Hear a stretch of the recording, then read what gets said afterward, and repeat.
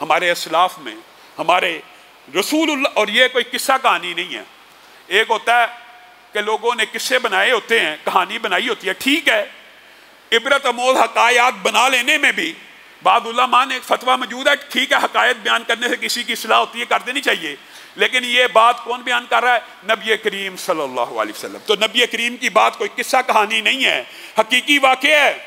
نبی کریم نے کہا ایک وقت ایسا تھا، ایک بندے کو قرض کی ضرورت پڑی، دوسرے بندے کے پاس گیا، کچھ 1000 دینار کا معاملہ طے پایا، مثال دے رہا ہوں، 1000 دینار 2000 دینار، کچھ دینار کا معاملہ طے پا گیا۔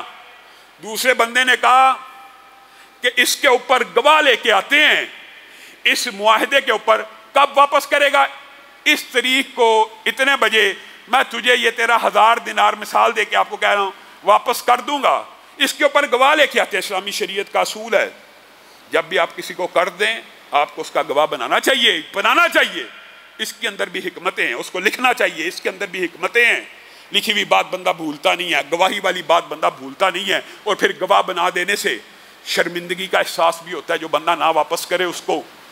لیکن یہاں پہ ایمان کی کیفیت کا بھی کوئی معاملہ ہوتا ہے، وہ کہتا ہے گواہ لے کے آتے ہیں، وہ کہتا ہے دوسرا بندہ کفا باللہ شہیدہ، تیرے میرے اس معاہدے کے اوپر اللہ گواہ کافی ہے۔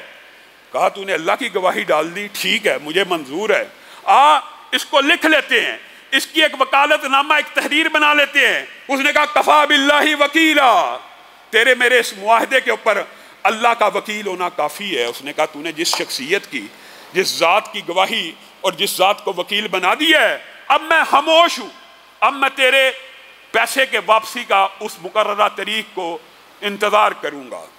یہ بندہ حسن نیت سے قرض دے رہا ہے، اللہ کی گواہی کے اوپر قرض دے رہا ہے، اللہ کی وکالت کے اوپر قرض دے رہا ہے، اور جو قرض لینے والا ہے وہ بھی واپسی کی نیت سے لے کے جا رہا ہے۔ جو مقررہ تاریخ آتی ہے وہ بندہ اپنے گھر سے اتنے پیسے لے کے نکلتا ہے کہ میں فلاں بندے کے قرض کو واپس کروں۔ ہوتا کیا ہے، درمیان میں دونوں کے ایک دریا موجود ہے، اور اس دن جب وہ دریا کے کنارے پہنچتا ہے کشتی موجود نہیں ہوتی۔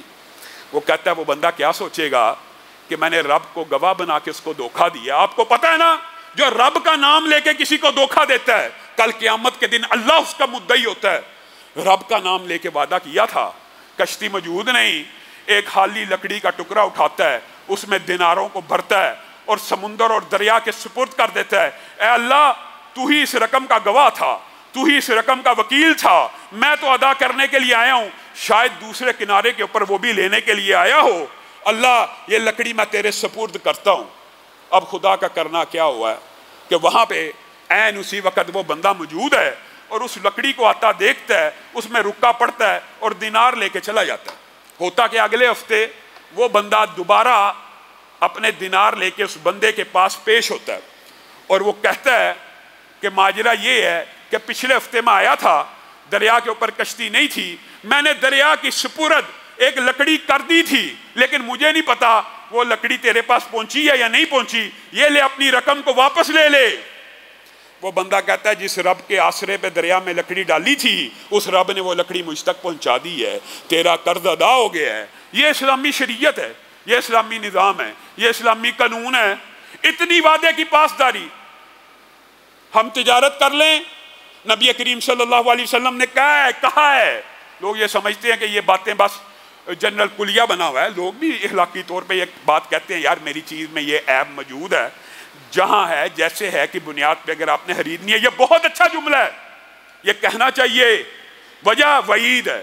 رسول اللہ صلی اللہ علیہ وسلم نے کہا جو بندہ عیب بتلائے بغیر چیز بیچ دیتا ہے، چیز تو بک جاتی ہے لیکن اللہ کی لعنتیں بھی اس کے اوپر پڑتی رہتی ہیں، اس مال سے برکت بھی اٹھ جاتی ہے۔ نبی کریم صلی اللہ علیہ وسلم نے فرمایا جھوٹی قسمیں کھا کے مال تو بک جاتا ہے لیکن اس میں برکت نہیں رہتی، اس کے اندر برکت نہیں رہتی۔ وہ تو پیسے لے کے آئے، ساتھ ہی بیماریاں بھی چلی آ رہی ہیں۔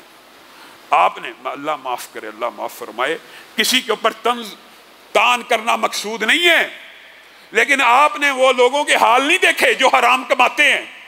آپ سمجھتے ہیں بڑا لگژری بنگلہ ہے، بڑی لگژری گاڑی ہے، بڑا عمدہ پلازہ ہے، آپ صرف یہ دیکھ رہے ہوتے ہیں۔ آپ یہ نہیں دیکھتے کہ رزق حرام اکیلا نہیں آیا ہے، بلڈ پریشر کی سنگین بیماری بھی آ گئی ہے، شوگر کی سنگین بیماری بھی آ گئی ہے۔ معاذ اللہ، یہ بات نہیں کہ کوئی بلڈ پریشر شوگر کا مریض ہے اس کو اس وجہ سے آئی ہے، لیکن یہ حرام دل کی بیماری بھی لے آیا ہے، یہ حرام نیند کو اچاٹ کرنے کی بیماری بھی لے آیا ہے۔ کروڑوں اربوں روپے آ جائیں، بندہ سکون کی نیند نہ سو سکے، بندہ من پسند کھانے کے 2 لقمے نہ کھا سکے، ایسے پیسوں کا بھی پھر کیا فائدہ ہے؟ یہ اللہ معاف کرے، اللہ معاف کرے، اللہ ہم سب کو ان بیماریوں سے بچائے۔ لیکن یہ اسلامی شریعت کا اصول کوئی نہیں ہے کہ تجارت کی ہے، جھوٹ بول کے تجارت کر لی، اگر کسی طرح کوئی چیز ہو گئی ہے بس اب میں واپس نہیں کروں گا۔ میرے بھائیوں، یہ جو آپ نے بازاروں میں ایک جملہ لکھا ہوا دیکھا، اگرچہ یہ بات جائز اور درست ہے کہ بیع کا اختیار ہے کہ جب 2 بندے ایک دوسرے سے جدا نہ ہو جائیں بیع مکمل ہے، اور جدا ہو جائے بیچنے والا واپس نہ لینے کے اوپر وہ کہہ سکتا میں واپس نہیں لوں گا کیونکہ آپ کو اختیار تھا، آپ رقم دینے سے پہلے جانے سے پہلے مجھے واپس کر دیتے۔ لیکن میرے بھائیو، یہ اسلامی شریعت کا اصول کوئی نہیں ہے کہ دکانوں کے اوپر لکھا ہوتا ہے خریدا ہوا مال واپس نہیں ہوگا۔ یہ اگرچہ بیچنے والے کو نبی کریم نے یہ اختیار دیا ہے کہ وہ یہ کہہ دے، لیکن شریعت کا تقاضا یہ ہے کہ جملہ یہ لکھا ہو کہ بیچا ہوا مال جب جی چاہے واپس کر دو۔ جو بندہ بیچے ہوئے مال کو واپس کرتا ہے، اللہ رب العزت کی رحمتیں بھی اس بندے کے اوپر نازل ہوتی ہیں۔